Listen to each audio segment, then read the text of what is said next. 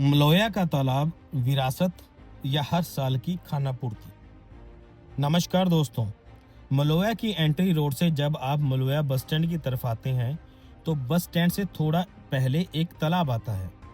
यह कोई मामूली जगह नहीं है, ये हमारे मलोया की धरोहर है। एक समय था जब ये तालाब पूरी तरह ओपन हुआ करता था। फिर मलोया डेवलप हुआ, तालाब की फेंसिंग हुई, दीवारें बनी, टाइल लगी, ग्रिल लगी।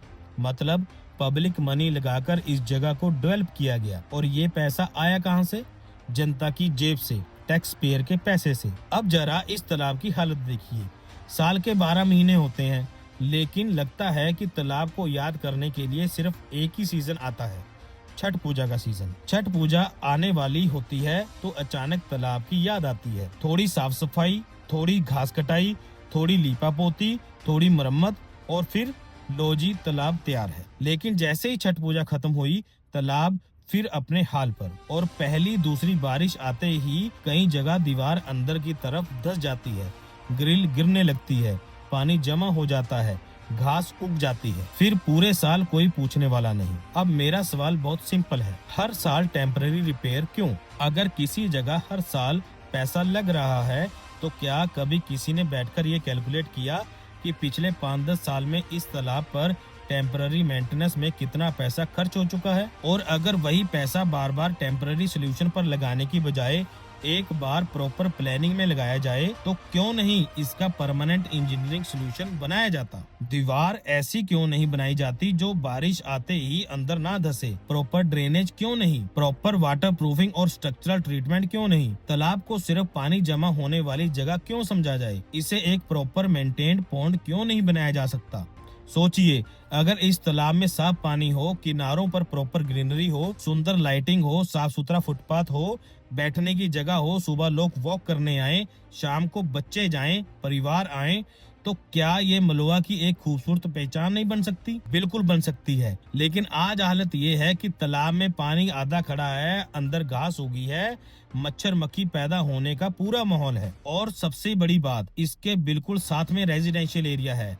आसपास रहने वाले लोगों की हेल्थ और डेली लाइफ पर इसका असर पड़ सकता है। और इसी के साथ एक ग्रीन बेल्ट है जहां लोग शाम को वॉक करने आते हैं। लेकिन अगर ग्रीन बेल्ट की मेंटेनेंस ही ठीक नहीं होगी, घास बड़ी हुई होगी, झूले और बाकी सुविधा प्रॉपरली मेंटेन नहीं होंगे और बगल में गंदा पानी खड़ा होगा, तो आदमी वहां घूमने आएगा या मच्छरों से मिलने? लेकिन सवाल बिल्कुल सीरियस है, क्योंकि आम आदमी सुबह से शाम तक मेहनत करता है और दिन भर की मेहनत के बाद इंसान सिर्फ इतना चाहता है कि शाम को अपने बच्चों के साथ 30 मिनट चैन से घूम सके। लेकिन अगर उसके घर के आसपास ही कोई ऐसी जगह नहीं होगी जहां वो आराम से वॉक कर सके, बच्चे खेल सकें, तो फिर करोड़ों रुपए की स्कीम्स और डेवलपमेंट प्रोजेक्ट का फायदा किसको मिल रहा है? और यहाँ मैं एक और बहुत जरूरी बात कहना चाहता हूँ।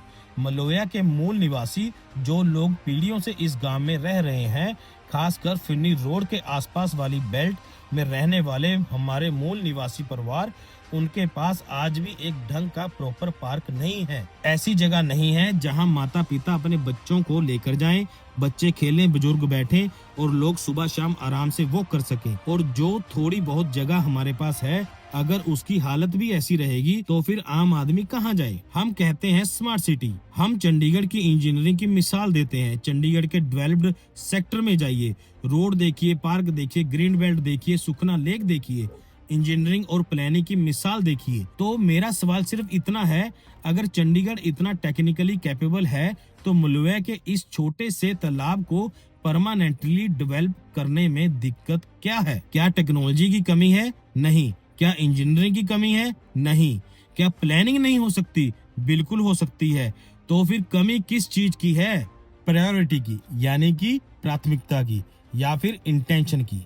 साल में एक बार दिखावे की मेंटेनेंस नहीं, पूरे साल की मेंटेनेंस चाहिए। क्योंकि जनता अब इतनी भी बेवकूफ नहीं है कि साल भर की बदहाली भूल जाए और छठ पूजा से पहले की गई लीपा पोती देकर खुश हो जाए। जो लोग यहाँ पूजा करने आते हैं, उनकी आस्था का पूरा सम्मान होना चाहिए। लेकिन सवाल ये है कि क्या इस तालाब की इज्जत सिर्फ छठ पूजा के समय करनी है? क्या बाकी 11 महीने ये तालाब किसी का नहीं है? क्या यहाँ रहने वाले लोग किसी के नहीं है? क्या बच्चों का हेल्थ, बुजुर्गों की सुविधा और लोगों का क्लीन इन्वायरमेंट कोई प्राथमिकता नहीं है। जनता टैक्स देती है, उसी टैक्स से बजट बनता है, उसी बजट से डेवलपमेंट होती है। तो जनता का अधिकार है कि वो सवाल पूछे, हमारे पैसे का इस्तेमाल परमानेंट डेवलपमेंट में क्यों नहीं हो रहा।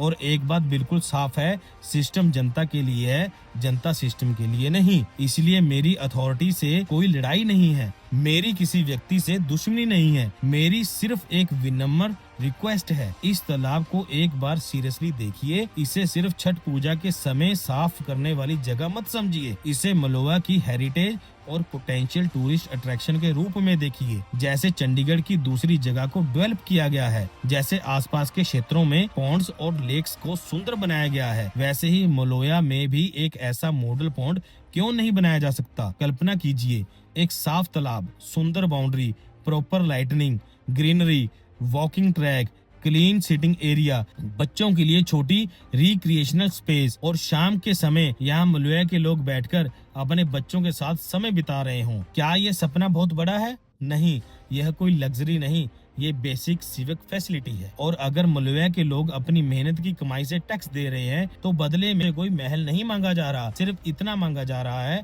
एक साफ एनवायरनमेंट, एक मेंटेन्ड ग्रीन बेल्ट, बच्चों के लिए खेलने की जगह और हमारी धरोहर की इज्जत। इसीलिए मेरी विनम्र प्रार्थना है, इस तालाब को टेम्पररी रिपेयर से बाहर निकालिए, परमानेंट इंजीनियरिंग सोल्यूशन दीजिए, पूरे साल इसकी मेंटेनेंस कीजिए, ग्रीन बेल्ट को डेवलप कीजिए और मलुआ के मूल निवासियों के लिए प्रॉपर पार्क की प्लानिंग कीजिए। क्योंकि डेवलपमेंट का मतलब सिर्फ बड़ी बड़ी बिल्डिंग और करोड़ों के प्रोजेक्ट नहीं होता। डेवलपमेंट का असली मतलब आम आदमी की रोजमर्रा की जिंदगी बेहतर होना, और मलुआ भी इसका हकदार है। मलुआ की धरोहर को बचाइए, मलुआ को सुंदर बनाइए, और सबसे जरूरी, मलुआ के लोगों की जिंदगी बेहतर बनाइए। मेरा पिंड, मेरी शान, मेरा मलुआ।